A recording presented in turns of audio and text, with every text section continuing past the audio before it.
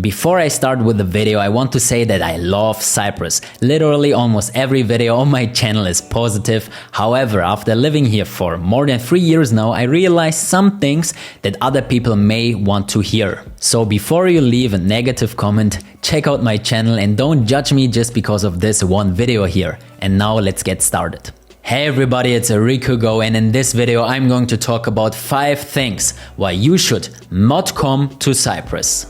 Cyprus is a small, lovely European island in the midst of the Mediterranean Sea. And this makes it geographically actually Asia, and as we are so far away from Central Europe, as we are an island and as we have a very unique culture, things are definitely handled different here.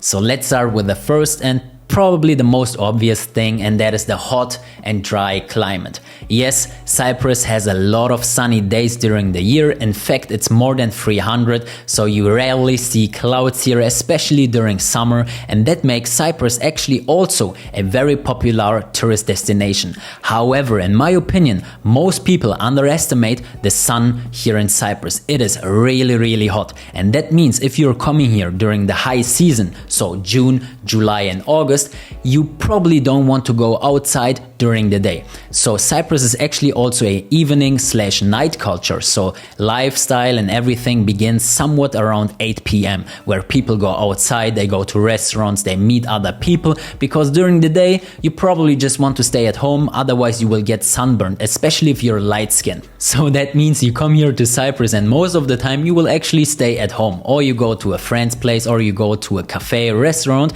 but you don't want to go to the beach during the day. You can definitely believe me that. And then at home, as it's so hot as well, you're actually dependent on AC. I lived without an AC before, but then you need at least a tower fan or a fan in general. And you definitely don't want to do sports at home because you're just sweating while sitting. So if you're a sports person, you probably want to do sports during the night, in the morning, somewhere around that time. But this just shows you how complicated life can be here, as it's so hot.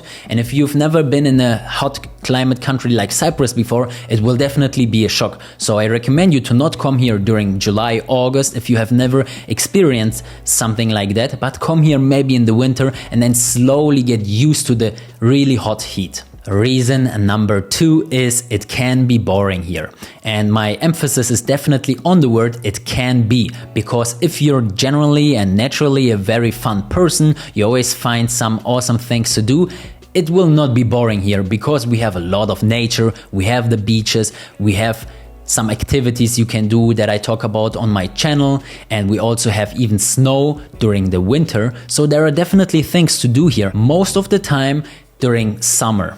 However, generally speaking, as Cyprus is a relatively small island, the infrastructure is not the best, there are not a lot of activities you can do, and it's somewhat limited if you compare it to Central Europe or the US. And as Cyprus is a tourist destination, the most people will be here during the holidays. So in winter we have even less people here, and when you go down the harbor, for example, during winter, let's say December, January, something around that, you will not see a lot of people. And most of the people, they will be at home next to the fireplace, especially locals, because what else can they do?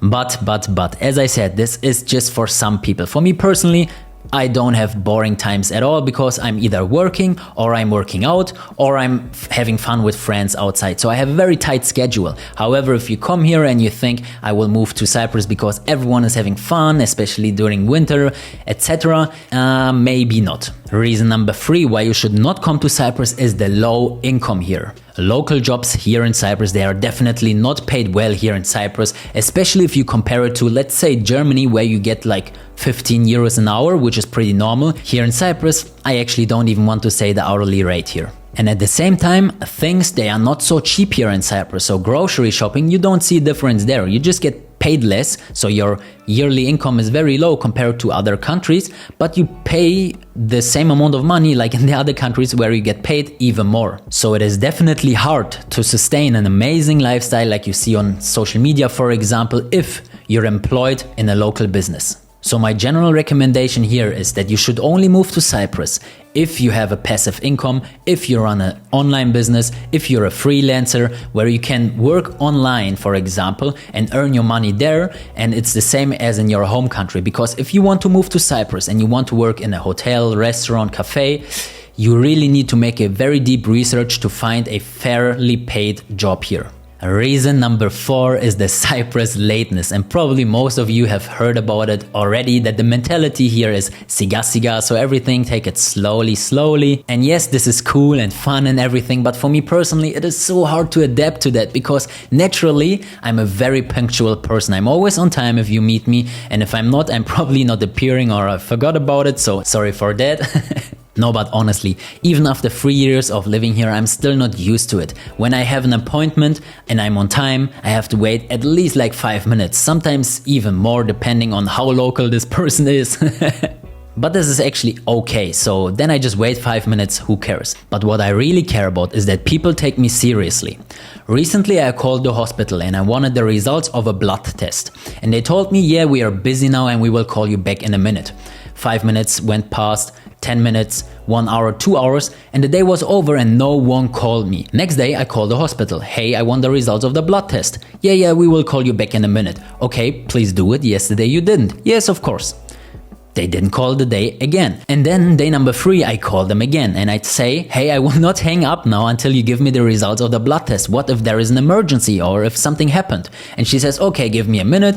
And I wait 1-2 minutes and she tells me everything is fine. And I'm like, thank you. But you could have done that 2 days ago probably as well. So this is what I mean when I say lateness as well as taking things seriously. And this applies to so many local things, even for delivery. I ordered furniture and I asked them, hey, when do I get it? Yeah, in 3 days. 3 days went past, hey, when do I get it? Yeah, in 3 days. But 3 days ago you also said 3 days. So you just know what I mean when I say that things are sometimes not organized, and I think this is actually because they have bad systems here. And their colleagues, they don't even know what their colleagues are doing. So I call and no one really gives me a proper answer, and this is sometimes really driving me nuts. And one more funny thing, I have an appointment at the car mechanic. I drive there the next day with my car. We made an appointment the day before. Then I leave the car there and I tell him, yeah, I will pick it up in a minute. And then he checks his calendar. Well, actually, can you come next week? I'm busy today. And then I ask him, well, why did we talk about yesterday that I should come today? Yeah, I don't know. And then I drive there the next week. But then, of course, everything at the end gets solved. That is like the good thing. Everything gets solved. It's just sometimes the way how it gets solved. I have to double check and triple check everything on my own. And this maybe is also interesting for some people that want to come here. So again, nothing like bad against Cyprus. It's just what I observed myself and what I want to tell you. Maybe it's interesting for you. Anyway, reason number 5 is the slow processes. And this is actually very similar to number 4, but it is a bit different, especially for businesses. Cyprus is not like the most digital country in the world, but of course you cannot expect that from an island in the Mediterranean Sea. However, sometimes I compare Cyprus to Germany, and some things in Cyprus are even more modern than in Germany. Credit cards, for example, are accepted literally anywhere. Also, we have a very central payment system where you pay all of your utility bills, water, electricity, phone bills, blah blah blah, everything in one place, and I like that very much. But a lot of processes, they are very slowly because we have a lot of holidays here.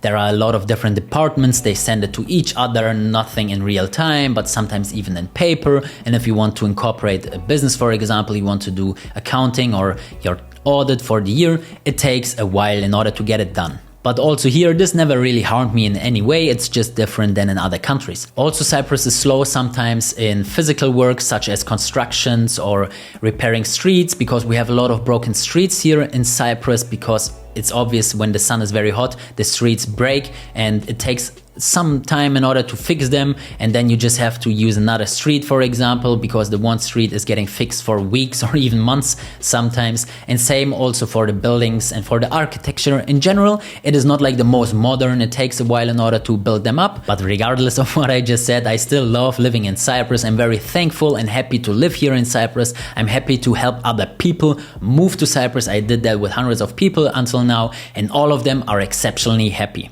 I met people from Germany, Sweden, America, Canada, Malta, even Australia. So actually very beautiful countries, and people still want to move to Cyprus and they stay here. There are people that I helped 3 years ago to move here and they are still here in Cyprus. We meet each other from time to time, and that is what really makes me happy. It's always a question of priority, because yeah, those 5 reasons, they may be reasons to not come here, but there are so many other, even stronger reasons to actually come to Cyprus and to live here and to have an amazing lifestyle here. And I talk about exactly that on my channel. Check out this video about Cyprus as well, and I will see you in the next video.